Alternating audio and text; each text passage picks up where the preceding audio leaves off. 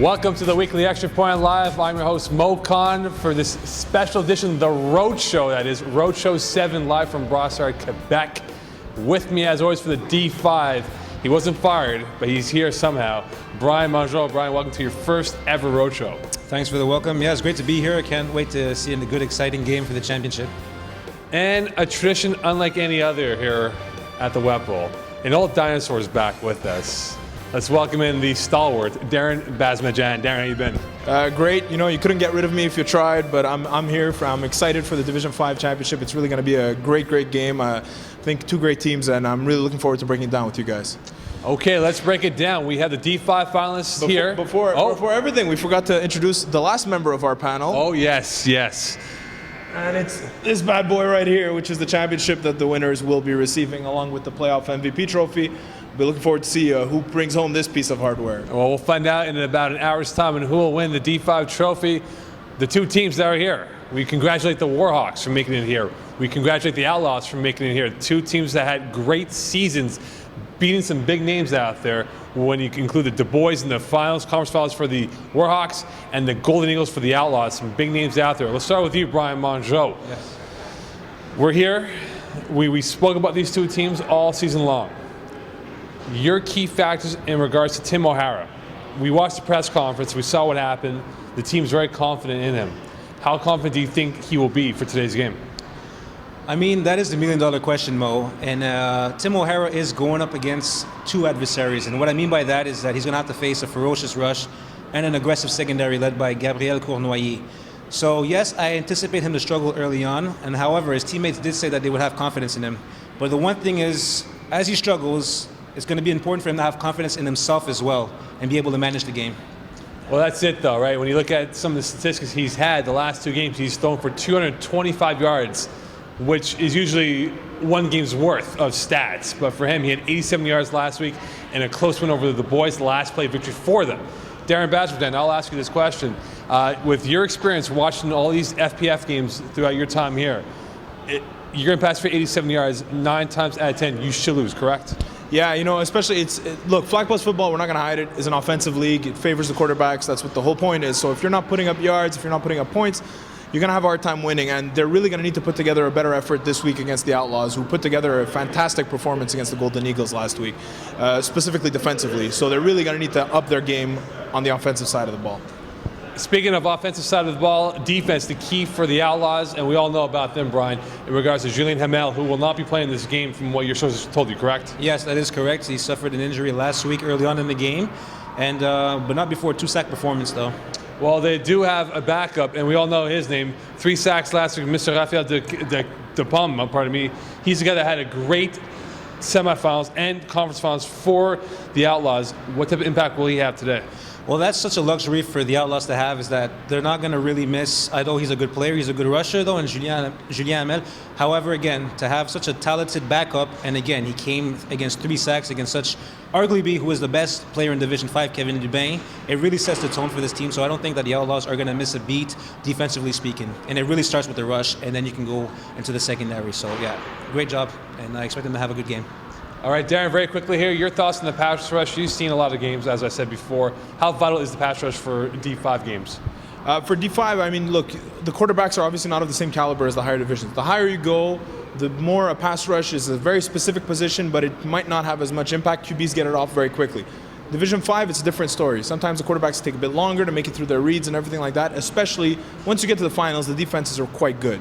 So if you can buy your rusher some extra time, he'll get to that quarterback, and it's a complete momentum turner. We saw it last week.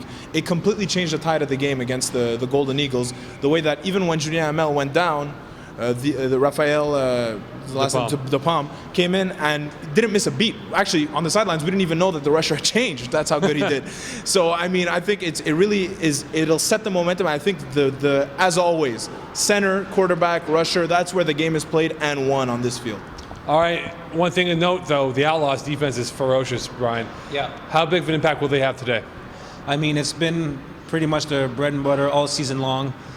They reached it to the finals mainly because of their defense. Yes, they had a good offensive outing last week. However, the defense has been the backbone, and it continues to be that. The Outlaws are known as a defensive unit. So I think that they're going to have a good game. And again, if they want to win this game, it's going to start with the defense. All right, let's go down to field level. Brian Mongeau had the opportunity to interview both teams. So let's head it out to field level for some interviews. Bonjour, on est ici avec Gabriel Cournoyer des Outlaws. Merci d'avoir pris le temps de nous rencontrer. Juste 3 petites questions à vous poser. Est-ce que les Warhawks, ils font quelque chose qui peuvent vous causer des problèmes à votre défensive? Depuis qu'est-ce que tu as vu ou que tu connais d'eux autres? On sait qu'ils font beaucoup des crosses, ils envoient tous les gars d'un côté, puis il y a un gars qui traverse l'autre bord. On avait de la difficulté avec ça en début de saison. On s'est ajouté beaucoup. Les Golden Eagles ont eu de la misère à faire ce jeu-là contre nous. Fait que je pense que ça, on a pu s'améliorer contre ce jeu-là, puis je sais qu'ils font ça souvent. On sait que Brian Martin est probablement leur meilleur joueur offensif. Je pense qu'en la saison régulière, il y a eu 44 attrapés. Toi, en étant un des meilleurs joueurs défensifs pour les Outlaws, est-ce que c'est toi qui vas le couvrir one-on-one comme un peu Daryl Reeves ou tu vas être surtout toujours lined up sur son côté du terrain? C'est quoi votre plan de match? Ça, souvent, nous, on joue du zone, sauf quand ils sont dans la red zone. Mais sinon, c'est tout le temps moi qui est aligné. Là, on a vu contre Alex David, contre Louis-Philippe Bonséjour, des Widowmakers. Mais souvent, on joue quand même notre zone. C'est sûr que c'est mon key, c'est lui quand même si ma zone va aussi rejoindre jusqu'au snapper. Mais mon primary target, c'est lui. Sauf que c'est ça, on joue du man juste quand on est red zone, sinon c'est zone. Parfait. La semaine dernière, vous avez accordé 6 points comme votre défense, ce qui était formidable. Y a-t-il une prédiction pour combien de points que vous pensez contenir les Warhawks? Qu'on espère, c'est 0, mais réaliste, on espère en bas de 10 encore, mais sinon, réaliste, on peut se rendre à 15 points, mais on n'essaie pas plus que ça. Là. Gabriel Cournoyer des Outlaws, finaliste. On les souhaite bonne chance, puis merci. Merci beaucoup. So now we're here with the Conference A finalists, the Warhawks, represented by Tim O'Hara. Thanks you for joining us. Just a quick question. I think you guys had a chance to see the Outlaws play last week. Was there anything that you saw from their defensive scheme that you guys think that you can utilize or exploit to your advantage? I think they had a great scheme, no question. The only thing maybe we might be able to play off is their aggression towards the ball. Maybe a few double moves, get them coming up short, and then go over top maybe. I know that the Warhawks and yourself have been under some criticism, maybe not so much from me as my colleague Mo Khan. He's a little skeptical about the offense maybe generating an average of 16 points in your last 2 games. Is there any cause for concern heading into the championship game? No, I'm not worried about it. I mean, we've been winning, and that's all that matters. If it's a 1-0 game, I'll take it. So again, you guys have been averaging 16 points. Do you think that 16 points is enough to get it done against such a high, prolific offense in the Outlaws? I think it's going to be a tough game. I think maybe we're going to need more than 16 points, but at the same time, I think our defense has really come to play the last few weeks, and hopefully we'll be able to create some good things again this week, and we'll see what happens. It should be fun. Well, thank you for taking the time to talk to us. We wish you the best of luck from here at FPF, and have a great game. Excellent. Welcome back to the Road Show. We're now down to the last couple of questions that we have lined up here. Brian, let's start off with you. The hot streak. Yeah. Outlaws on a great hot streak, as well as the Warhawks. Who has the edge right now? Again, like you said, I think the Warhawks, they have the edge. I think they piled up 8 straight victories in a row. So I'm going to say that really pretty much right now they're riding a hot streak. And again, it all starts with the quarterback. Again, like with Tim O'Hara, he likes to take his chances down the field. We've seen that last week. He relies on his players to pretty much come down with the ball. And it's a double-edged sword, though, because sometimes his players, such as Brian Martin or last week Robert Morris, did do that, in fact, which resulted in a touchdown. However, sometimes it could be costly and it's an interception. So sometimes it pans out, sometimes it doesn't. So far, it has. They won 5 straight games to end the regular season. They won so far, again, they're in the championship. So, yeah, they're definitely riding a hot streak right now. All right, now it's time for predictions here. This is where we put it on the line. Well, at least Darren and Brian will. But we'll go with you, Mr. Basmajan. D5 trophy, who will be taking that in about 1 hour's time from now? Who do you like?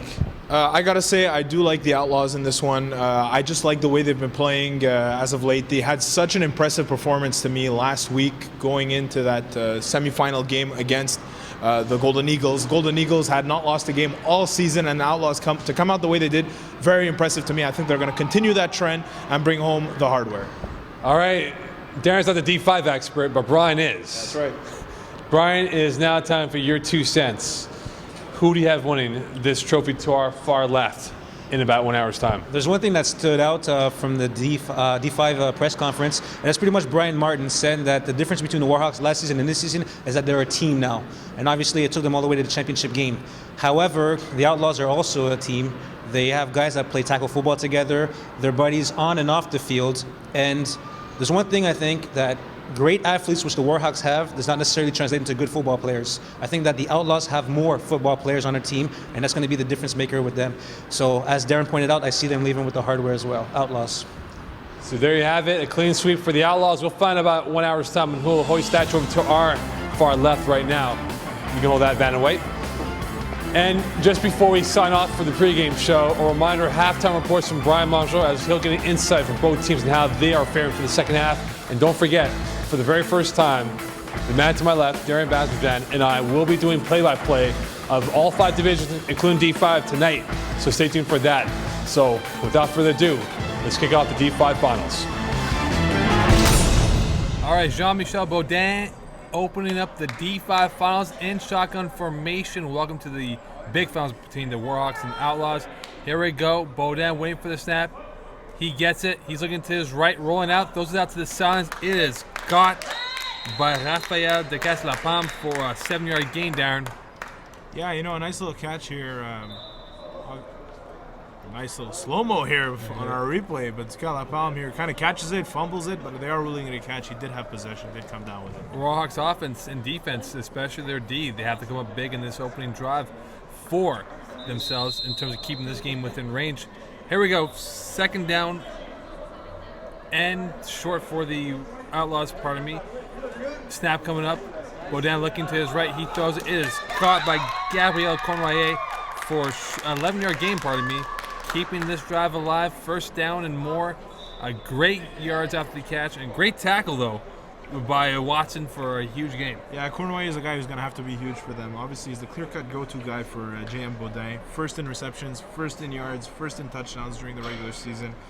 Really, he's been a top guy for them, and I think Baudin is going to go to him a lot tonight. All right, here we go. Baudin in a pistol formation, dropping back a few steps, looking at the defense. He waits for the snap. He gets it. Looking to his left. He throw. He lose the rush. Looking patiently, waiting. Throws it across body. It is picked off. It is picked up by Leo Catacal for an interception return for a touchdown. 6-0 Warhawks as they grab the hammer early on in this football game. Brutal throw by Baudin. He did everything he could to get open, made a nice play out of nothing, and then just to throw this across your body to the other side. Easiest play in Liego Catacal's life. And a big momentum shift potentially for the Warhawks as they get an early 6-0 lead over the Outlaws in this D5 finals. And a huge setback for this offense for the Outlaws. You wonder if this will definitely play on during this football game. Trips formation for the Warhawks as Tim O'Hara, the much heralded Tim O'Hara, looking to put this team up 7-0 on this extra point attempt. Rolling out to his right, looking. He throws it. It is caught for the extra point. 7-0 lead for the Warhawks. Nice little catch coming across here. So they're up 7-0. It's really surprising. Outlaws obviously were the big favorites going into this one. Huge momentum change here. They were driving down to make a mistake at that size. I don't know. All right, Baudin looking to his left. He throws it into and out. It is caught by Hugo Quentin for a big gain, 13 yards to be precise. First down for the Outlaws as they're looking to move this football. And remember, This team had very little experience coming into the FPF season, losing to the Pen and Publishing week 1 without knowing the timeout situation. So they have definitely come a long way. Yeah, definitely. And Quentin is a guy who's come a long way as well. During the regular season, did not do much, had 3 catches for 35 yards and a touchdown. In 3 games in the playoffs so far, 4 receptions, 31 yards, 1 touchdown. This is a guy who stepped up his game monstrously in the playoffs. First down and 10 for the Outlaws. Trips formation to Baudin's right. Looking, he gets the ball rolling out to his right. Looking patiently, throws it up. It is caught by Baudin, his brother Marc-Andre Baudin, the snapper, for a 12-yard gain, as they are moving this football with ease now. Yeah, and this is something you'll notice about J.M. Baudin. He does spread the ball around a lot. He's got 4 receivers that he really does like to go to. He spreads it between them, and obviously his brother is one of them. I mean, if he didn't, right, I guess he'd have some problems at home, right, Mo? That's right. A lot of problems at the dinner table. All right, here we go. Outlaws trying to redeem themselves with that early INT on their opening drive, hoping to tie this game up or potentially be down by 1 after this series. Baudin in the shotgun formation gets the ball rolling out to his right, looking patiently. Throwing again, goes crossbar. It is caught by Vincent Jacques as he is going laterally east-west, for a 5, if not 6-yard gain, as the Outlaws are looking to put some points on the board. Yeah, same kind of play where he got intercepted. He got a bit luckier based on how his receiver had come back to him. But Vincent Jacques makes a nice catch, keeps rolling, keeps those legs churning. That's what you like to see. Keep going until you hear the whistle. Lloyd Saul with the tackle number 24 for the Warhawks, as they're hoping to prevent any Outlaw touchdowns if they can in this football game going into the end zone. Trips formation to the right of the Warhawks defense. Baudin looking to his right, throws it over the middle. It is incomplete. A drop by Gabriel Cornoyer, who had it in his hands, couldn't hold it in. That could have made this a 7-6 lead for the Warhawks. Oh man, a little bit of a physical play there on defense as well by Tim O'Hara, quarterback. Yeah, well, it's the finals. You got to pay the price, right? Absolutely, you do. And again, the Outlaws, you wonder if they're getting a little bit nervous now with their lack of experience in the FPF overall, and also being in the D5 finals. And we're looking at a flood side over here, quads. 4 receivers on one side. Baudin gets snapped. He is looking, rolls out to his left, goes crossbody. It is in the corner. It is dropped. No, incomplete pass. Referee has signaled that intended for Rafael de Caslapam. Well, somebody caught it, but way too far out of bounds. You could see not even close to getting his feet in bounds. But nice try all the same. You saw that the Warhawks defense there was they stayed in the zone. They completely ignored the fact that they were in quads on the right. So it was a smart play by them. They saw a couple guys coming across to the left side. That's what you always got to worry about. 4th down coming up here. Big play now for the Outlaws. They have to score some points, as they are looking to maybe salvage at least 6 points if they can. If not, they might be down 6-0 going back again. Yeah, this would be a huge momentum boost for the Warhawks here if they're able to stop them. All right.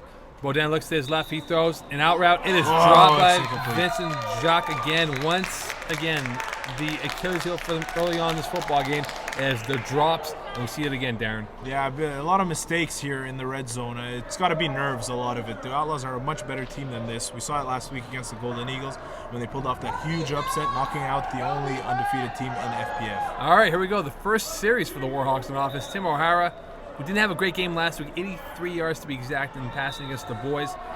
Gets the snap, looking to his left. He's going deep. He throws it up in the air. It is incomplete.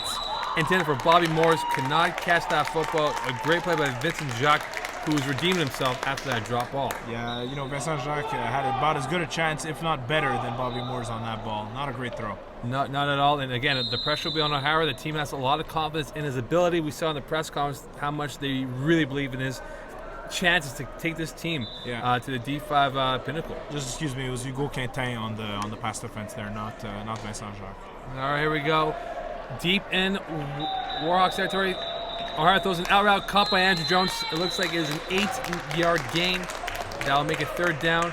O'Hara relying on Jones all season long up till now. He's been that safety valve for this team. Yeah, Jones is a guy who stepped it up, especially near the end of the season. He really started like he was going to turn into that dominant complement for their other top receiver, Brian Martin. But he's come a bit back down to earth here in the playoffs, but they're going to need a big game from him. 3rd down coming up. Big play for the Warhawks. Opening drive for them as they hold a 7-0 lead, early in this football game. Trips formation to O'Hara's right looking at what he sees from the defense. He gets the snap. He's rolling out to his right. He throws a quick out route, incomplete pass to Brian Martin, who's had a phenomenal playoffs up till now. Absolutely. He has played very well, in which he has recorded 16 catches, 3 touchdown grabs, and 168 yards. Could not catch that ball, unfortunately, for the Warhawks, who look like will punt the ball away, and they are. Yeah, it's a smart move for them. There's no rush. They're playing well so far. They just got to hope their defense can do what they just did to the Outlaws. All right, Baudin getting the ball, rolling out to his right, throws it over the middle. It is caught by, it looks like Marc-Andre Baudin, his brother, it seems to me.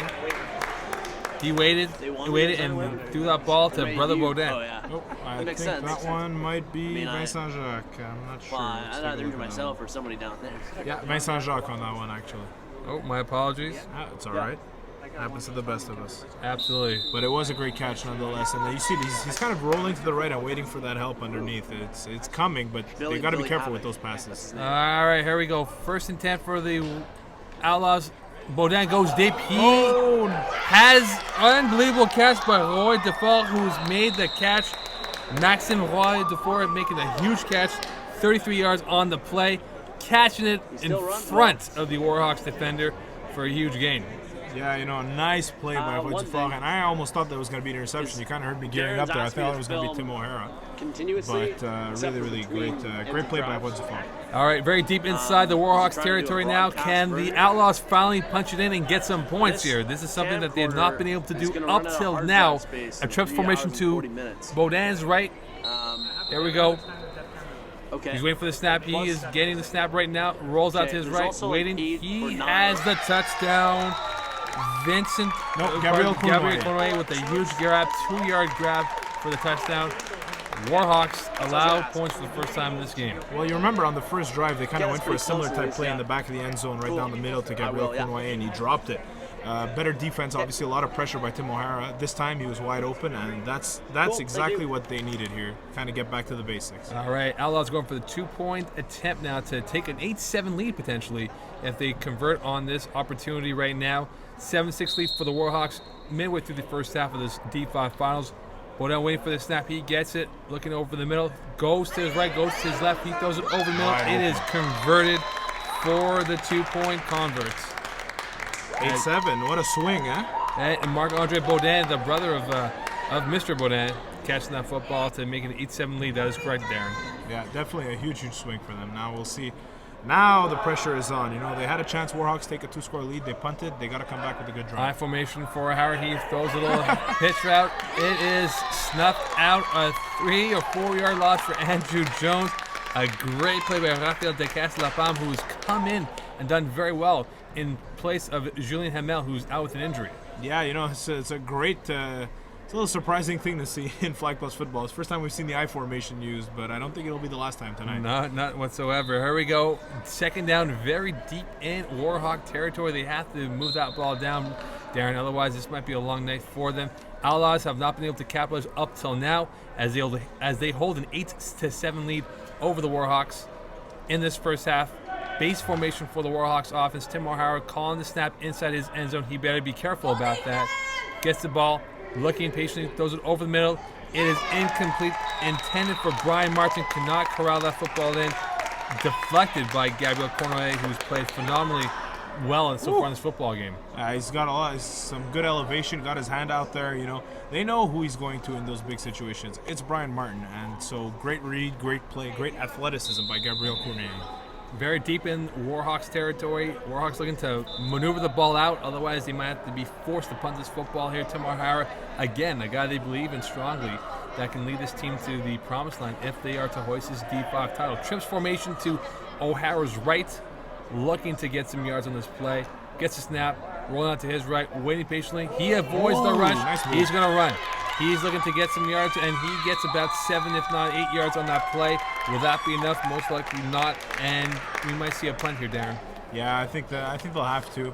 Still a close game. There's no rush. They don't need to deviate from their game plan here. You're 2 yards short, near midfield. Punt that ball. And it looks like we will find out what the decision will be for, and they have punted. All right, here we go. Warhawks punting the ball. Outlaws on the run now.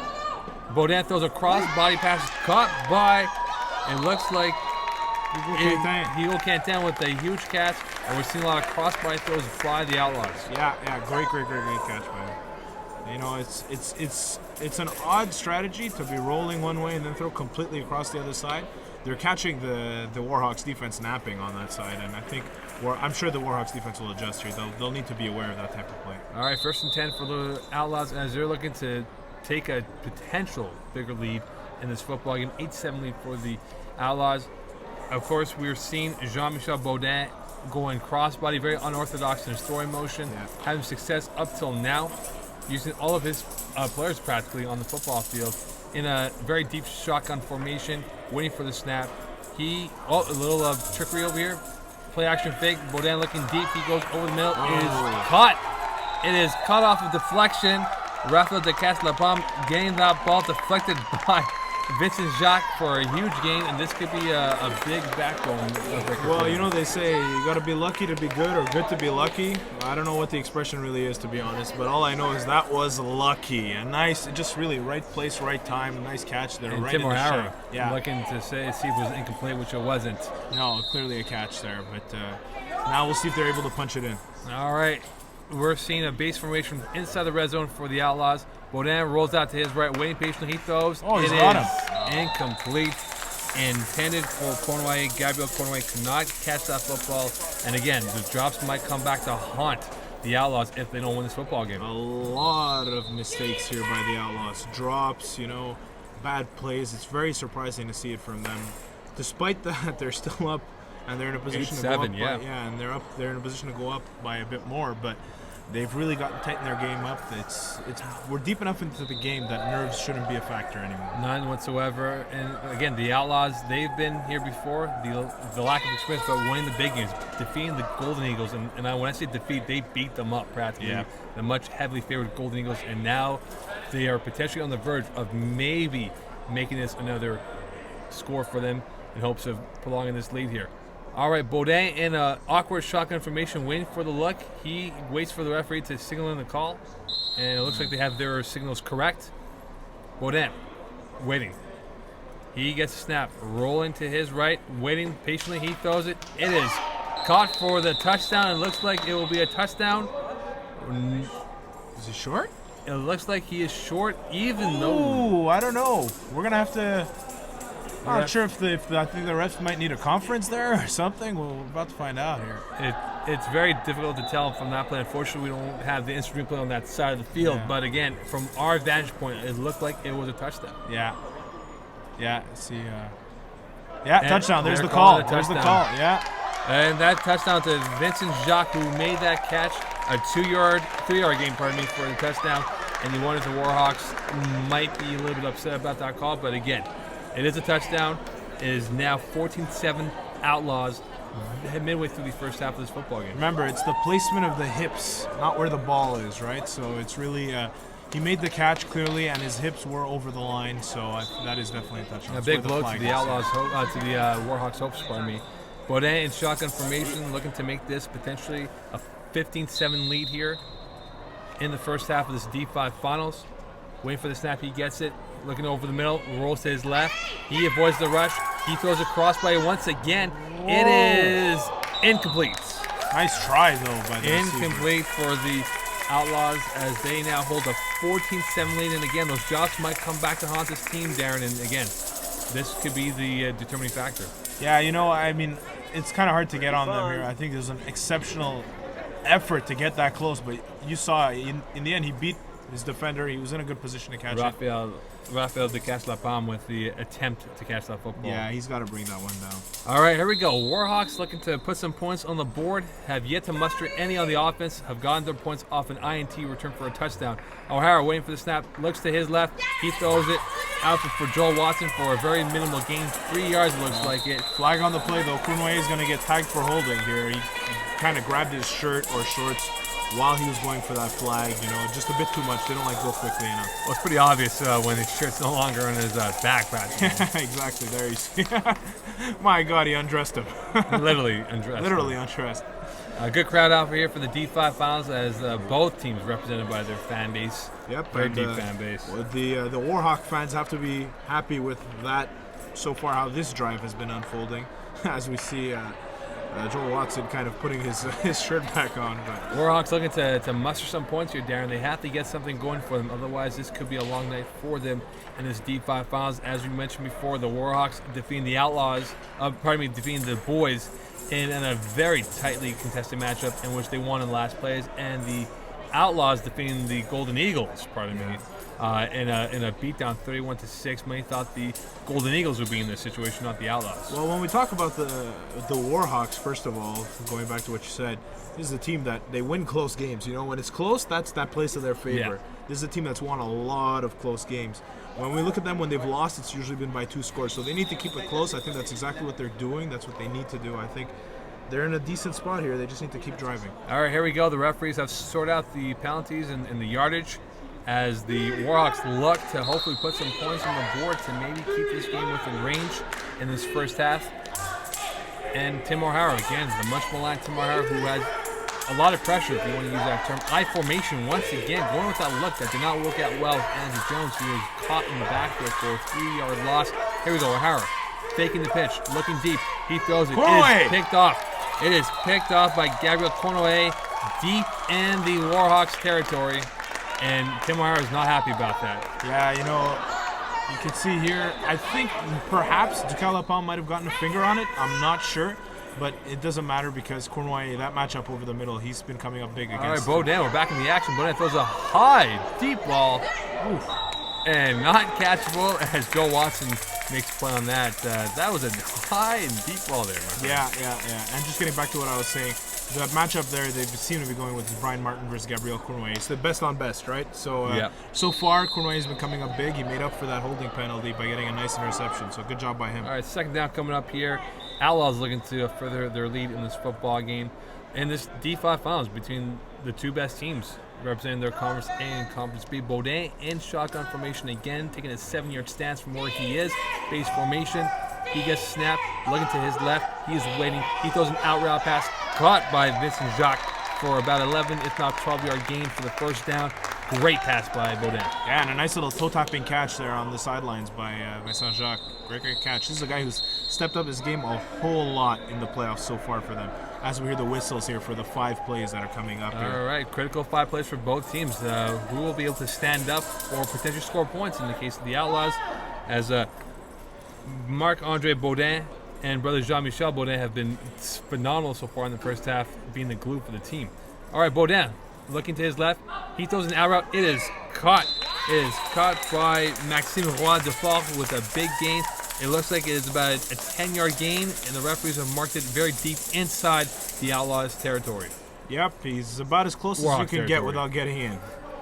And I guess it's going to be first down now. It's really, you got to figure, 4 plays left, first down. They've got everything going for them here. If they punch it in, very, very tough road to hoe for the Warhawks. And you don't want to score too early here. And again, a lack of experience for the Outlaws back in week 1 when they did not use the timeouts properly against Penn and Publishing. Will they score too early to leave them plays? We'll find out. Well, I mean, I think once you get to the finals and you see nerves have been a factor, they got to make the right play. They got to score a touchdown. I wouldn't worry too much about that. All right, Baudin looking to his left, rolling out. He throws. It is incomplete.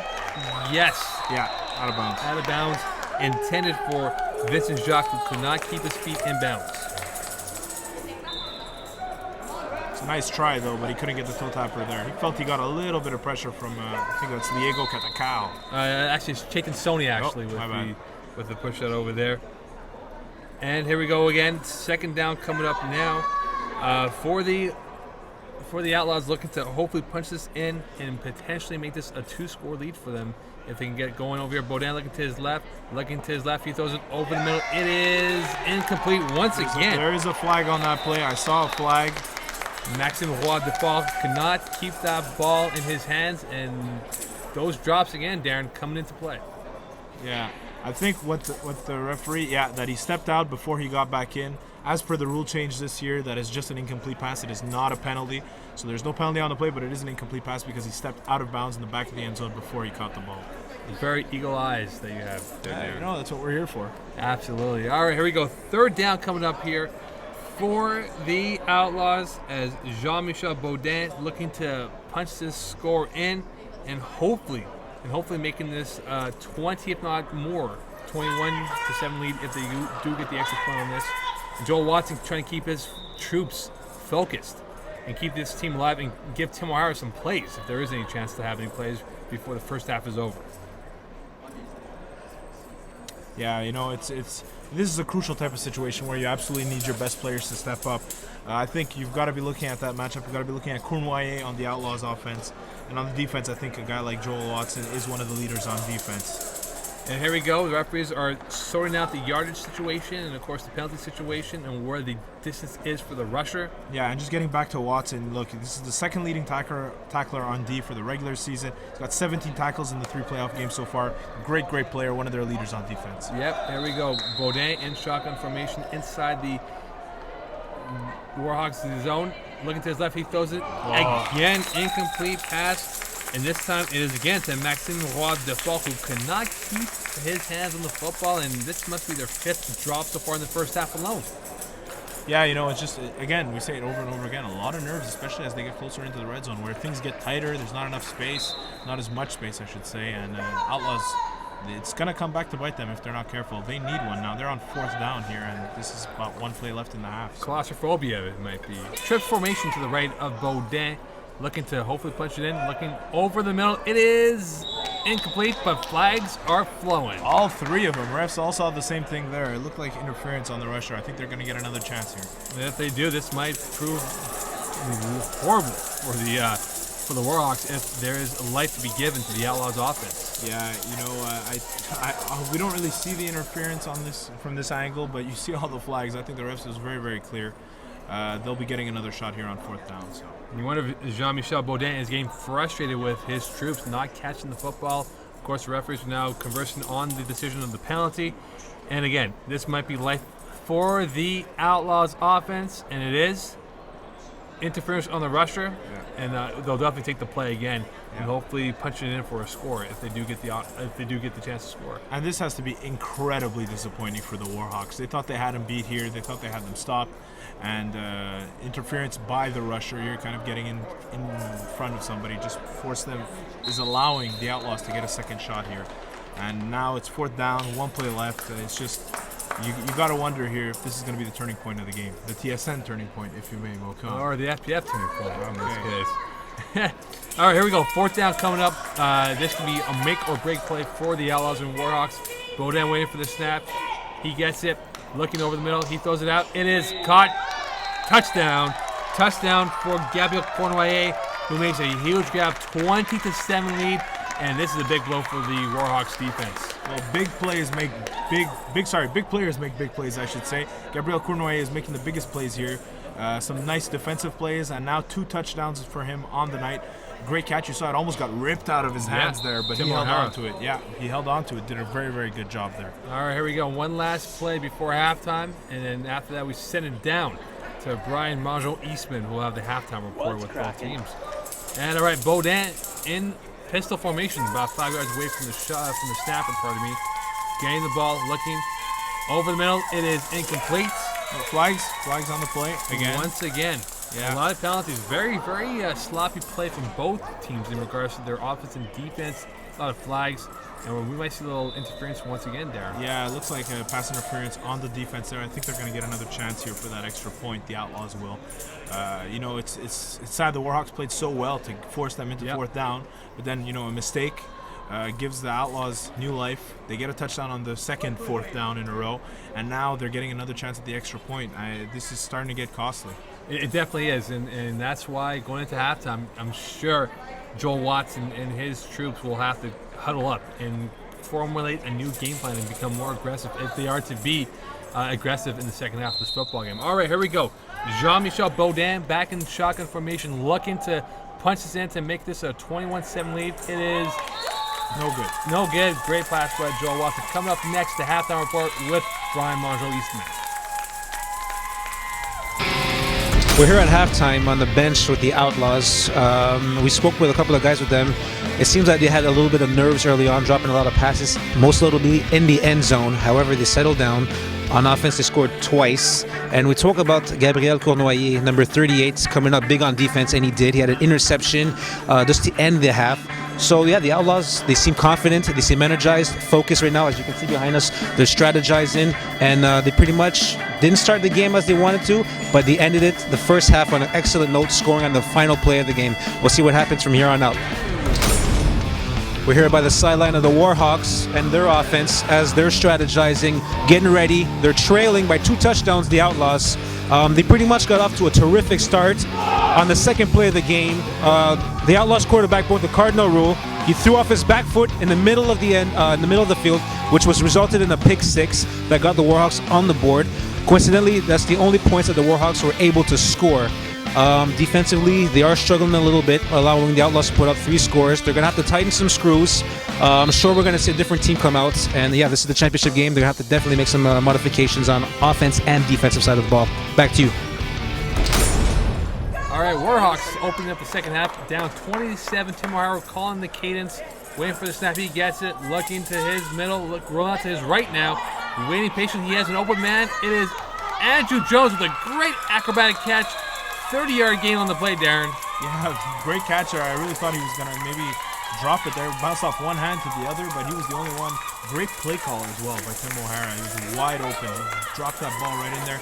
Hopefully this is a start for better things for Tim O'Hara. You're absolutely right. You have to get some big yards and chunks, you know, say, and this is a good start to the second half for Tim O'Hara, who is not known for being a stats guy when it comes to passing. So this is a good start for the Warhawks offense. All right, 1st and 10 at midfield or so. Looking to punch this in to maybe cut this lead to downs by 6, pardon me. Joel Watson is waiting to snap that football to Tim O'Hara. The cadence is called. He gets the ball rolling out to his right, waiting. Oh, he had lose the rush. He's going to run it. He's going to get about, and that's 9 yards in the play inside the red zone, Darren. Yeah, again, a lot of times we're seeing people getting stopped right in front of the goal line, but great play. And, I think they've made the decision to kind of run more, to scramble more. I think they're deciding that they're going to try and beat it more athletically. They like this matchup against Ducal Lapalme, who is a guy who had a huge game against 3 sacks. Against Kevin Lubin, filling in for Julien Hamel, rusher Julien Hamel, who got injured during that game. But so far, it's been Tim O'Hara who's been beating him one-on-one. All right, here we go inside the red zone of the Outlaws. Raphael Descastes-Laflamme, who has had a phenomenal plus, as you mentioned before, Darren. Tim O'Hara trying to keep this team within range of the Outlaws. Looking to score points right now as they're down 20-7. Trick formation to O'Hara's right or to your left if you're watching this at home with the lovely viewers online. www.flagplusfootball.com. The snap coming up right now. Waiting for it. Here we go. O'Hara looking out to his right, rolling, waiting. Goes in the corner. It is caught for a touchdown. Brian Martin with a huge grab, 3-yard touchdown grab. It is now 20-13 Outlaws. Yeah, it's the matchup we've been talking about all night. Brian Martin versus Gabriel Cournoyer. On this one, though, Martin uses his size to his advantage, really boxed him out there. There was nobody. It was a great throw by O'Hara. Nobody had a chance to get that ball except for Martin, and he did right on the sideline. You can see that little stare afterwards, that intensity of Brian Martin to score that touchdown to make it a 20-13 lead pending the extra point. If they do get it, it could be down by 6. Well, I've been waiting to call his name, to be honest, tonight. Great playoffs up till now. Great playoffs. There's a guy who, in one game against the Green Machine, had 9 receptions, 116 yards, 3 TDs. Base formation coming up for the Warhawks. O'Hara getting the snap, looking to his, rolling to his right, waiting, throws it. It is picked off by Vincent Jacques. Nope. Cournoyer, pardon me. Yeah. And he kind of had a shot at bringing it back, but the defender was the receiver for the Warhawks was too close to Brian Martin. But it's clear that for the Warhawks, they're going to be trying to run a bit more, and they're going to be going to Brian Martin. Shift formation now for the Outlaws. Baudin waiting for the snap. He gets it. He's waiting. Throws it. It is caught. It is caught in a big gain for the Outlaws on that play. Yeah, he threw a dart there down to the sideline. Nice little catch along the sideline here. You can see it in the replay. Right there by Ducal Lapalme. He was a guy who contributed a lot offensively, steady contributor. He's a guy who, as we know, Baudin does spread the ball around. He's a guy who did see more passes up until last week when he was forced into the rushing position. All right, midfield now for the Outlaws offense, looking to put some points on the board and make this potentially a 13-point lead. Baudin waits for it, rolls, runs. It looks like he's going to run it. Yes, he will. He'll get about 6 yards on that play, it seems to me, by Baudin. And again, he's using that run to his advantage, of course, going very unorthodox, because when he rolls to one side, he might throw it, Darren. But here's one thing I do like to see here is a guy like Rob Moores, who's rushing the quarterback. You know, he's not having a great night, but he did give chase, and he got back in time to make that tackle before he gained too many yards. You gotta stop Baudin before he starts rolling too much, before he gets too much yards on the ground. This is a guy who can run the ball quite well. All right, here we coming up now. Second down for the Outlaws. Trips formation to Baudin's right, looking to score some points. He waits, looks to his right, he throws it. It is caught. It is caught by Vincent Jacques, who makes a couple of moves to gain 13 yards on the play. A huge play by Jacques. Yeah, excellent moves. I thought he was stopped here, but then he gets away from one guy, gets away from another. And the only thing that stops him is him falling down, really. Otherwise, I think he could have maybe deked out another 3, 4, 5 guys, maybe the referees as well. Yeah, Lloyd Saul had the opportunity to keep that gain to a minimum, but could not corral that flag. Well, you know, we'll see. I mean, really, it seems like the Outlaws have found their swagger back a little bit. You know, coming into that game against Golden Eagles, they sure had it. All right, here we go. First and down for the Outlaws offense. Baudin calling out the cadence, getting the ball, waiting patiently. He throws an out route. It is incomplete pass intended for Vincent Jacques. Great play by the aforementioned Lloyd Saul, who comes up with a big play outside the lip of the goal line. Yeah, you know, nice diving pass deflection here by Lloyd Saul. Really, really nice play. Yeah, if it wasn't for him, I think that's pretty sure it's going to be a Hugo Quentin touchdown. So great play by him. He looked a little bit shaken up, but hopefully he'll be able to stay in the game. Again, the Warhawks defense, they've come up big numerous times throughout the playoffs. Can they come up huge in this D5 finals? Trips formation to Baudin's left, waiting for the snap. He gets it, rolls out to his left, waiting patient, throws crossbody. It is caught. It is caught by Vincent Jacques, it looks like it. Or Raphael de Caslapam, my apologies, looks like it. Let's see here on the replay. No, it is Marc-André Baudin. Yeah, that's it. See, now the brothers might fight just because you got it wrong there, Mokan. No, it's hard sometimes to see from as far up as we are. So, but it was a nice catch by him. I thought he had a chance of getting back up off the ground and getting into the end zone, but Warhawks did a good job of stopping him short. So we'll see now. This is where first down now inside the red zone for the Outlaws. Yeah, who have been struggling with this game so far in this area. Baudin throws it, touchdown. Touchdown, of course, Gabriel Cornoyer with a huge grab, 2-yard gain to give the Outlaws a 26-13 lead. Big score for the Outlaws. Yeah, they're not struggling anymore, are they, Mo? Really, I think they found the combination that does work in the red zone for them. Just keep throwing it to Cornoyer. He'll find a way to get open. Excellent play by an excellent player. And it looks like the Outlaws are going to go for 2 points to make this potentially a 28-13 lead. Going with a trips formation to the left of Baudin. Hoping to definitely get some points and make this a 2-score lead for the Outlaws. Baudin win. He goes over the middle. It is caught for the 2-point convert. Raphael de Caslapam with a huge play to give them a 28-13 lead. Yeah, nice catch for him, especially he's been having a little trouble holding on to the ball this game, but he comes up with a good catch and tough coverage by Tim O'Hara. Really good job by him. And now they've got a 15-point lead. O'Hara, play action fake, looking, waiting, pressured, and incomplete pass. Yeah, not a great play. He was really feeling the pressure. Calapam has elevated his game in this last couple plays. You'll see here, the pressure really got to him, trying that little dump-off pass, but there was no room for it to develop. All right, and you wonder if the defense for the Warhawks is tiring out now. They've been on the field for so long.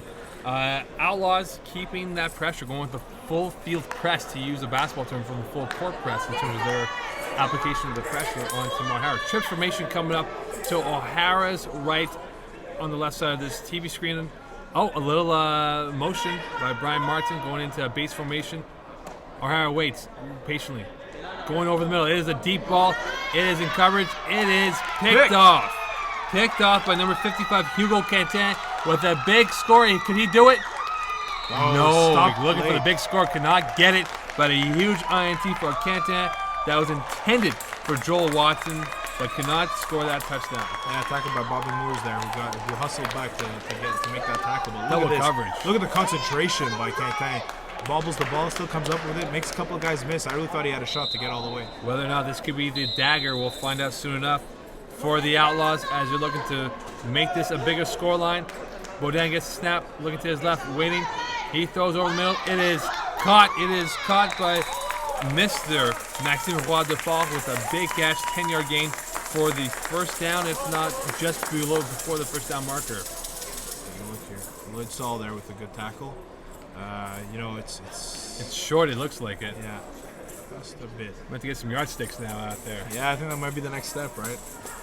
Well, I don't know. To get that, they might have to cut from the budget. That might mean no more contracts. Or Ray Starwire. Oh, I don't know who it's going to be. We'll see. All right, here we go. Coming up here, short yard situation, very close to the red zone for the Outlaws. Baudin has a trips formation to his right. Waiting patiently, looking over the middle, rolling out to his right, throws it. Great play, incomplete pass for the Outlaws as it'll now be third down. Yeah, good rush there. The play just didn't seem to be developing. You'll see here, he kind of rolled, but that's the trouble with rolling, right? You kind of cut your reads down in half. Can't go back across the other side of the field. He did it at the beginning of the game, got pick six. So he's got to be careful here. He's up 2 scores. You don't want to take a big risk. We're seeing the Warhawks be more patient in their lanes, not falling for the rollout to the one side and throw it to the other side. All right, base formation for the Outlaws, looking to make this a bigger scoreline for them. Baudin rolls, he throws it up high, out of bounds. Intended for Vincent Jacques, who could not keep his feet in bounds on that play. Yeah, it wasn't even close to keeping his feet in bounds. He caught that firmly in that blue turf. The Smurf turf, if you will. Yes, of course, in reference to Boise State University and their turf, and Boise, a strong football program itself. All right, here we go. Fourth down coming up. Huge play for the Outlaws and for the Warhawks. Warhawks hopefully trying to keep a stand and keep their hopes alive and keeping this game within range. Need to stop. Biggest play of the game for them so far. Base formation coming up for Baudin. Looking over the middle. He throws it. It is caught. No, incomplete. The referees have said he is out of bounds. Incomplete turnover. Down's a big stop for the Warhawks. Yeah, this is exactly what they needed. Now they're down 15. They've got the ball back. They're going to have a chance at the end of the game if they play their cards right, and especially if they can get a score on this drive. No, and unfortunately for Marc-Andre Baudin, the brother of J.M. Baudin, cannot keep his feet in. All right, Tim O'Hara looking to his left, rolling to his right, over the middle. It is caught. It is caught by Brian Martin with the 8 or 9 yard gain on that play. Yeah, like we said, you can see it. It's a little bit more rolling, moving around in the pocket, and just trying to find the big Brian Martin here, who's using his size to his advantage, boxing out the defenders, making a nice catch. So they need to get him more involved in this. Second is short now for the Warhawks as they're looking to score some points and keep this game within range. Then, as we mentioned before, they couldn't score any in the first half, couldn't capitalize on the mistakes that was caused by the Outlaws, but now we're seeing a little bit of glimmer of hope from them in maybe making this game more competitive. Yeah, we're seeing life, and they got to keep it up here to make it a close one. O'Hara waiting for the snap, looking over to his left, pumps, throws it over the middle. It is incomplete. Almost picked off. Brian Martin had a hand on it, but cannot corral it in. So did, I think Vincent Jacques had a pretty decent chance of picking that one off here. Brian Martin just bobbles it into his hands. I think he kind of maybe came back and knocked it out, but Vincent Jacques, if somehow they bail on this one, they lose this game, he's going to be remembering that one for a while. Yeah, exactly. Again, those drops on both sides of the football could come back to haunt this team. Third down coming up now for the Warhawks as they're looking to get a first down. Let's see them get a first down first and foremost. Yeah. And then from there, maybe score some points. Trips to O'Hara's right, looking to disguise the offense potentially. Gets the snap, looking to his right, rolling out. He throws it over the middle. It is picked off. It is picked off by Gabriel Cournoyer, who's had a phenomenal game up till now. A huge turnover now for the Warhawks as the Outlaws look to seize momentum in this second half. Well, 3 touchdowns, now 2 interceptions for Gabriel Cournoyer, who's patrolling that middle, coming up with the big plays. We saw some big deflections. It's funny to note, Gabriel Cournoyer is a guy who had no interceptions during the regular season. Just one of those the grit kind of guys who just gets tackles past defenses. But he's come up with 2 huge interceptions, saving his best for the last game. And you wonder if this is the nail in the coffin for the Outlaws. Tim O'Hara not happy with himself on that play. Understandable. All right, Jan Baudin has a base formation for his offense, getting the snap, rolling out to his right. Pumps, throws a high ball deep. I think And that it hit the roof. Wow. The strength This is not Catalonia Soccerplex where you No. have the wires or where the roof is much lower. It takes a lot of height to hit the roof here. Yeah, and it looked like it might have been deflected on the way up. The trajectory was quite high on that throw. I don't know, might have hit a bird up there or something. You could have hit a bird. All right, here we go. Second down, it looks like it, unless they're going to replay the down on that. Baudin calling the play in the huddle. Once again, a base formation, 2 receivers on each side of the snapper. Baudin taking a deeper snap distance from the snapper. Getting the ball, rolling out to his right, waiting, looking, waiting. Is he going to run? Yes, he will. He's going to run. He's going to get about 7 yards on that play.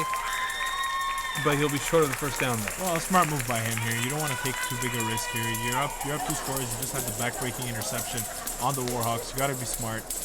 Good job with Dean Triniak. Make a safe play. Yeah, and a nice little angle there. Seeing that the chase given by the Warhawks there, they know that this is their last chance here. Gotta stop him here. For those who don't know, Dean Triniak is our cameraman on the sideline. He's doing a great job for us. Yes, absolutely. All right, here we go. Third down coming up. Big play for the Warhawks, hoping to stop the Outlaws offense. Base formation for Baudin. Baudin waiting for the snap. He gets it, looking to his left. He throws an out route. It is caught. 1 move, Whoa. 2 moves, He could go. 3 moves. It is a touchdown. No. Just before the end zone. A great play by Hugo Quentin with a big move, making 3 defenders missing, Darren. Yeah, really an incredible play here. There's one. There's another.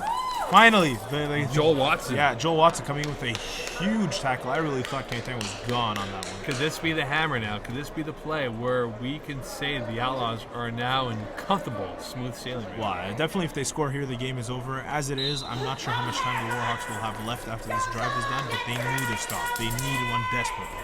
All right, here we go. First and down inside the red zone.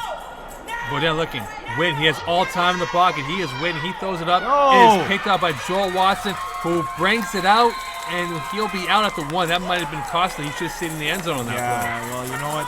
Whether that's costly or not, it's also costly for Baudin to put this ball up there. Joel Watson just made a game-saving tackle before preventing them to get in the end zone. Huge interception. All right, O'Hara throws it. It is caught over the middle, and a 20-yard gain on that play. Tim O'Hara gained that play in time over the middle, huge, deep in the end zone. Yeah, you know, a nice play. That's what you got to do, keep those chains moving. And now you got to take advantage of this momentum shift that Joel Watson just provided you. Yeah, let's see O'Hara calling out the formation, looking at what the Outlaws are throwing at him on the defensive side of the football. Getting the ball, looking, waiting, throwing out to his right, goes over the middle. It is incomplete. Oh, another Had one his man open on that play, Darren. Yeah, I missed him by a lot. Ooh. It was a zig and he threw his zag. That's what it looked like it, Darren. It's a good way to put it. And it looks like there was a penalty on the play, by the way. Yeah, well, we see the referees discussing it here. And we'll see what the call will be. It is, and they are discussing the call as we speak, the 3 referees. Yeah. And in the finals, for those who don't know, in the playoffs, we have 3 referees as opposed to the regular 2-referee system during the regular season. Doing a good job so far tonight. All right, it is going to be a pass interference or a holding, looks like it. Yeah, they called the holding on that play. So it is now first down for the Warhawks, looking to keep this game within range. Albeit, though, time is running out on them, so they have to score some points. Trips formation to O'Hara's right, Getting the ball, rolling, waiting patiently. Lose the rush. He has all day. Wide He's open. going to run. He So much will green. Oh, score. man. Parting of the Red Sea. He will score a touchdown. Tim O'Hara, 9-yard run. Looked like he ran 25 in that play. Yep. For the touchdown. And the Warhawks Oh, and you see the crowd here. Look at this, loving it. keeping That's their a great hopes shot. alive. That is a great shot. 28-20 right now for the Outlaws, as the Warhawks look to keep this game within a touchdown. Well, like I said, you know, Tim O'Hara, it might not always be pretty, but the man wins games. So this is a guy, you know, made a big play there, evading the rush of Calapalm, who's not having a great game at rusher. Split in the sea, as you said. Yeah, exactly. And then parting of the Red Seas, it was wide open for him. And four Outlaw defenders tried to converge, but none of them were fast enough to stop Tim O'Hara from getting into the end zone. All right, here we go. Big play coming up now for the Outlaws and for the Warhawks. Warhawks looking to keep it within range. And again, the I formation going with this look deep in the extra point. Play action fake. O'Hara waiting. He goes over the middle. It is caught. Nice catch. Caught by Bobby Moores. And we're pending the penalty. this will count if it is against the Outlaws. Throwing a little nice touch pass there, Darren. Yeah, very nice, very nice. And a nice catch, too, Morrison. It looks like they are. It is the flag on the Outlaws. Obviously, the Warhawks will decline, so the PAT is good. All right, big drive coming up now for the Outlaws. They have to score some points to make this a 2-score lead. Marc-Andre Baudin calling out the cadence to his deep offense, the different audibles. Waiting for the snap. He gets it. Looking, waiting, patiently, throws it. It is caught for a 5-yard gain. And it looks like it'll be second down. Yeah, you got to be very, very careful in this situation here. Baudin has to be. Can't take a risky throw. Even that I thought was a bit too risky. There was a chance that the defender could have gotten a hand in on that one. Keeping his feet moving there. Yeah, keeping his feet moving, but you got to be safe. You want to preserve that lead. There's not too much time left in this game. You cannot afford to throw an interception at this point if you are Jean-Michel Baudin. And the Warhawks are looking to get that interception magic coming up again to maybe get a turnover and stop this offense. Second down coming up now for the Outlaws. Jan Baudin waiting for the snap, gets it, looking, waiting, rolls to his left, he throws it. It is incomplete, way out of bounds on that play. Yeah, nobody really had a shot at that one except maybe Ivan, the scorekeeper. But like I said, I prefer that than a risky pass at this point. You got to be careful. Warhawks have battled back, very valiant effort. Tim O'Hara's gotten them to within a score. You got to be careful. All right, here we come. Third down, big play coming up now. This could be the make or break play of the game for this D5 finals. The Outlaws convert this. This could be the backbreaker for the Warhawks. We'll see what happens right now. Base formation for Jean Baudin, who's looking to put some more points on the board as we get very close to 5 plays. Baudin gets it, rolling out to his right, throws it. It is caught and is going for 14 yards. It looks like it from Vincent Jacques. A huge play, Darren. Yeah, heck of a play for this guy. And as I said earlier, he's stepped up his game big time in the playoffs. Wasn't a huge performer for them on offense, but he's really been a go-to guy for Jean-Michel Baudin in the playoffs and in this game as well. Joel Watson with a big tackle on that play that could have prevented a touchdown pass lead. First down now for the Outlaws, Darren. And you wonder as we get inch closer and closer to 5 plays, if this could be it right now. Yeah, you've got to think it's the Warhawks need a big play. They need an interception at this point. They can't afford to wait for a turnover on downs. All right, Baudin, high snap, gets it, rolling. He's rolling to his right. He's trying to go cross, but he can't get it. Away. He has a lot of time in the pocket, and he throws it away out of bounds. Yeah, you can't afford to make a risky play there. No. He's not in a situation where he needs that. They're perfectly fine even if they have to turn over the ball. Like I said, time is on their side now. Second down coming up now for the Outlaws as they're hoping to potentially put this game away and hoist that D5 title, be the second ever winner of the D5 winter season. Second down, Jean-Michel Baudin having a decent game up till now. However, the drops did not help him early in the first half of this football game. He waits, gets the ball, looking to his left, throws it. It is caught for an 8-yard gain by Marc-Andre Baudin, his brother-to-brother connection over here, knowing where they are at the same time. Well, yeah, and it's also helpful when your brother is your snapper. The snapper-quarterback relation is obviously one that's very close. It's something they've used very, very well this season, and especially in this game. All right, here we go. Third down coming up, and this is a big play right now, Darren. This could be the make or break of what will transpire for the rest of this football game here. Third down, and we'll see how this plays out for the Outlaws. Well, we are in 4-down territory at this point, but the Warhawks need a stop here. They need it. And here we go. Base formation, third down. Baudin gets a snap, low snap, looking to his left. He throws it. It is caught for the touchdown. Wow, what a catch. Vincent Jacques once again with a huge grab, as this could be the dagger in the heart. It is. It absolutely is. Warhawks battled back, but Vincent Jacques coming with a huge grab here. 34-20. And if they score this extra point, this will become a 15-point lead for the Outlaws. And this could be... No, that's it. That's it. This could be it. I think we can turn out the lights. The party's over. Little Don Meredith thing, I see. Oh, Dandy Don. That's right. Where's our Howard Cosell? Well, Mokan, I guess that makes you Howard Cosell. That makes me Howard Cosell. All right, Baudin looking, and he throws a little lateral pass. And Baudin. All right, I like it. Getting that pass completed. It came back to him from Vincent Jacques. Vincent Jacques, who's had a phenomenal game up till now, and a little celebration by then. And this could be it now, and we see Jacques drop back down. Yeah, It's a nice play. You have a tendency to forget about the quarterback there. So it's a nice, great catch.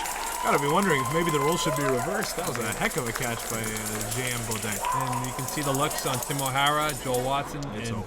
They know. the defeated look, and it's tough for them. But again, here we go. Rolling out to his right, throwing it deep ball. It is deflected. And It is picked off by Maxime Roy Defort, and this will be it. Great effort by the Warhawks to come back. You see Tim O'Hara is devastated on the sideline, but they have nothing to be ashamed of. Great season for them. Great job getting in here, but hats off to the Outlaws, too. And congratulations to the Outlaws, and they win this game 35-20. D5 Winter Champions coming up next, the post-game show. Let's sit down to Brian Mongeau Eastman with the victorious team. Je suis ici avec les champions de Division 5, les Outlaws. Une victoire bien méritée par le pointage de 35-21. Je suis avec le corps arrière Jean-Michel Baudin. 5 touchés. Parle-moi un peu de comment ça s'est passé, parce que tu sais, au début, tu as lancé l'interception qui a été retournée, je pense que c'était la deuxième ou troisième passe. Est-ce que ça t'a nuit à ta confiance ou t'as dit bon, non, let's go? Là? Ben écoute, ça a mal commencé avec le pick pour un touchdown, mais écoute, quand on est capable de faire l'exécution, on a dit on va continuer à faire notre game plan. Les choses vont se placer par elles-mêmes, c'est ce qui s'est passé. L'important, c'est de rester concentré, puis on est resté tous concentrés malgré des passes échappées, puis le score final prouve que ça a marché. On dirait, c'est ça, au début, qu'il y avait un peu d'anxiété de votre équipe, comme vous avez dit, mentionner des passes échappées. Je me rappelle surtout sur la première drive, il y a eu 2 passes échappées dans le end zone. Est-ce que vous étiez nerveux avec le plan de match ou est-ce que c'est quelque chose que les Warhawks avaient fait? C'était quoi, on dirait, le mindset en entrant dans ce game-là? Les Warhawks, c'est une équipe qui jouait vraiment agressif en défense. On n'était pas habitué à ça. Je pense que c'est plus un ajustement qu'on a fait pendant la game parce que, pour vrai, c'est ça, on n'était pas habitué à un jeu comme ça. Les gars, ils tipaient gros la balle, ils allaient pour la balle. Puis c'est ça, il a fallu s'ajuster. Ben, au début, on était un petit peu stressé. Après avoir battu les Golden Eagles, on voulait pas être trop confiant justement parce qu'on voulait pas se faire surprendre. Donc, on était préparés. Puis, non, c'est excitant. C'est une finale, c'est toujours excitant. À quel moment est-ce que vous saviez que votre rêve de devenir champion de Division 5 allait se réaliser? Ben écoute, c'est difficile à dire là. Moi, j'ai pas eu de doute de toute la game. Là. Je pense pas que personne dans l'équipe avait eu de doute, là, mais disons... Il y a des fois qu'on a eu chaud. Ouais. Après peut-être le 3e pick de Gab, là, on s'est dit que c'était bon, c'était la victoire était là. C'est ça, apparemment, tu as eu 2 interceptions. Bon, c'est ça, mais sur le extra point, c'est ça, ouais. Ça compte pas ça comme une interception en tant que telle, mais quand même... Comment ça, tu as su savoir c'est où qu'elle allait lancer? Est-ce que tu lisais dans ses yeux? C'est les receveurs. Comment tu as pu t'ajuster puis en fin de compte avoir une si grosse game défensivement? Ben pour vrai, j'étais surpris parce que je sais pas si vous avez vu mes stats pendant la saison, mais j'ai 0 pick. Parce qu'il n'y a pas beaucoup de ballons qui ont été lancés de mon bord. Mais là, Martin, c'est un super bon receveur. Le QB n'avait pas le choix de l'essayer. Puis j'ai vu le jeu qui allait, puis je suis allé pour la balle. C'est comme ça que ça s'est joué, je pense. Bon, on l'avait mis sur Brian Martin, qui était leur meilleur receveur. Oui. Donc c'est pour ça qu'il y a eu le ballon dans cette direction. Puis une dernière question vite comme ça, les play calling, les routes, vous avez tout bien joué offensivement. Juste savoir, qu'est-ce que tu as pu trouver de weakness comme sur les Warhawks? Comme tu as eu 5 touchés en fin de compte, alors je veux dire, il a dû voir quelque chose. Qu'est-ce que tu as pu exploiter leur défense? En fin de compte, comment tu as pu lancer 5 touchés? Genre? OK, ben... les Warhawks, c'est une très bonne défensive. Ils restaient vers le centre du terrain, puis dès que la balle était lancée, ils sont explosés vers la balle. De ce côté-là, c'était plus difficile, mais n'importe quelle défense a des faiblesses, ne peut pas être parfaite. Donc, tout ce qu'il y avait à faire, c'est à faire la feinte sur le jeu court. Eux autres, ils allaient mordre, puis après ça, exploiter les zones qui se libèrent de cette façon-là. C'est de cette façon-là qu'on a réussi à aller scorer des points. Mais en tout cas, félicitations encore, champion Division D. On espère vous voir l'hiver en Division 4. Puis c'est ça, bonne chance. All right, les gars? Merci beaucoup. Bonne soirée. Welcome back to the D5 post-game show here. Brian Mongeau, Darren Baskerville with me as always. We had the final now, 35-21 victory by the Outlaws over the Warhawks. Congratulations to the Outlaws for a great season and also to the Warhawks themselves. Brian, I'll start with you. What happened this game? Early on, the Warhawks had a bit of momentum, but they couldn't capitalize on the mistakes from the Outlaws. Well, that's the thing. Like I said downstairs, Jean-Michel Baudin, he broke the cardinal rule of a quarterback, and that's throwing off your back foot into the middle. And as a result, it was a pick six. So the worst possible start that they can get off to. However, the team really settled down. They got into a groove, and pretty much, yeah, they just put it to rest. They got tremendous help from Gabriel Cournoyer, who we spoke about too, and downstairs as well. He did it on both sides of the ball. 3 touchdowns, 2 interceptions, a pass defended. He's been doing it all throughout the postseason. Even last week against the Gold Eagles, 5 tackles, 2 touchdowns. So phenomenal player, and he came up big for his team in a championship game. Darren, looking at this from your perspective, what caught your attention the most from this football game? Was it the ferocious defense of the Outlaws that was able to dictate the pace? I think number one has to be the defense, and I think it all starts there. Their swagger, their resiliency, it all flows from there. You start off with your quarterback throwing a pick six, and that makes your defense a little bit nervous, makes them a little bit scared, feel like they really can't give up any more mistakes. They're already a score down. But they did an exceptional job here. Like you said, they dictated the pace, and obviously Cournoyer was the number one asset for them with coming in with 2 picks of his own. Really, it was a very, very good game by their defense. Offense got it going eventually. It gave the offense the breathing room to kind of start getting back into the groove that they needed to do to win. In the second half, it was a different story, though, in regards to what transpired with the team. Looking at what happened with the Outlaws, were you surprised, or did you know that it was set in stone that they had this game all wrapped up in the second half? I mean, you can't say it was set in stone. I think they were up ahead by 2 scores or even maybe 1. I don't really remember what it was. However, they had a pivotal play at the end of the half. They scored on the last play, which was huge for them. Actually, yes, they did put them up by 2 scores. And I mean, that's just demoralizing for a team that played good. The Warhawks did have a nice goal line stand. However, again, they allowed a touchdown on the very last play of the half that just propelled the Outlaws, started the second half strong, and then that's it. It was all downhill from there. So the second half really went to the Outlaws, and credit to them. They really played good. Jean-Michel Beaudet as well, 5 touchdown passes. He really came in the zone and, like we said, overcame such a shaky start. And yeah, credit to him. Showed resiliency. All right, looking at both teams now, guys, and I'll start with you, Darren. Warhawks, Outlaws. Outlaws will most likely move up to D4. Foregone conclusion due to the FPF rule of the champion team moving up to the next division here. Warhawks, do they have the talent to move up to D4? I think they have certain talented players. I'm not sure the entire roster is ready for the jump up to D4. I think it really depends on what kind of team they want to be. If they feel that they need a little bit more time, that they need to kind of get get into the right groove, get more players, maybe upgrade the talent a little bit, or just get more used to each other, then they can make the jump up. But I don't see them as a team that would be able to contend in D4 right away. So I think that the wise move for them would be to maybe give one more season in the lower division and then move up, but they're close. They're very close. Brian, do you agree with this? I'm going to have to agree with Darren. He really had some key points there. And the fact it's their roster, they're missing, I would say, 1 or 2 key acquisitions. They really have size.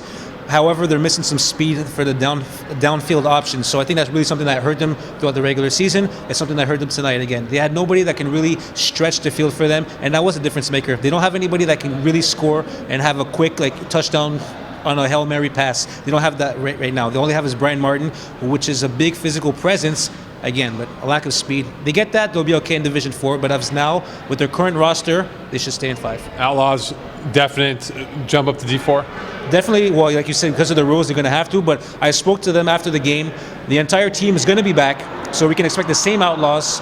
And yeah, now they're going to have their swagger, their confidence, and with reason, champions in D5. So yeah, because they're going to have their full roster back, I see them causing some problems for some teams in Division 4. And then the last thing I want to mention, okay, maybe Warhawks aren't ready to move up to D5, but their fans certainly are. Man, these guys had an incredible fan presence, and I don't know if they're watching this or anything, but really great job by you guys. It's too bad the outcome couldn't be worse, but I mean, hey, at the very least, they got that part right. They made it really feel like a final, so hats off to them and their fans. And again, Warhawks, great season, but Outlaws, champions. There you have it. As Darren mentioned before, Outlaws are the D5 champions. Congratulations to them. First off, I want to thank everyone who took part in the D5. Brian, you, of course, being the analyst, the lead horse, and for the numerous times he got fired, Darren, he still came back. Yeah. So we want to thank you, though. It's been a pleasure. I really had a blast. So I'd like to thank the league, Rob, yourself. Who's Rob? Rob, the president, yourself for not teasing me too much, for not hazing me too much, and it's been a pleasure working alongside with you. And, well, Darren, for your one moment that you had, your one shining moment to be part of D5, congratulations. Yeah, thanks. You know, it's really easy when I'm with a guy like Brian, who comes in prepared all the time and has really had a very good rookie season. And of course, the MVP of Flag Plus football this season, Mo Khan, who's done a great job on all the Weppels and on the road show. So hats off to both you guys. It was really fun. Well, we hope you enjoyed Brian's analysis throughout the regular season playoffs, pre-game, halftime, and now post-game. We hope you enjoyed the broadcast that Darren and I have brought to you. And hopefully for next spring, or which will be, 15 weeks from now? All right, the countdown's begun. We're not sure where the countdown is yet. But spring season's not too far away, and we look forward to definitely bringing you more highlights, more play-by-plays of DD or DC, whichever division everyone will take part in. So I want to thank everyone out there for tuning into the FPF, to the WEPL, and to the D5. And thank you, Brian. Thank you, Darren. Thank you to Robert Campana, the visionary? The visionary, yes. The visionary for his ideas to propel this league into a different stratosphere from everyone else. So without further ado, the magic words, please, to Brian or to Darren? I don't know. It's up to you. I'll defer to Brian on this. All right, Brian. Yeah, the magic words, Mo, are You guys know. All right, let's do it. Here we go. That's it from us here at the Weekly Extra Point Live Roadshow Division 5 Championship Edition. We will see you here 15 weeks. in 15 weeks. We'll see you. But until then, Good night, Weekly Extra Point Live. Into the FPF world, we'll see you May 22nd for the kickoff of the Spring League. Watch me not stop, though.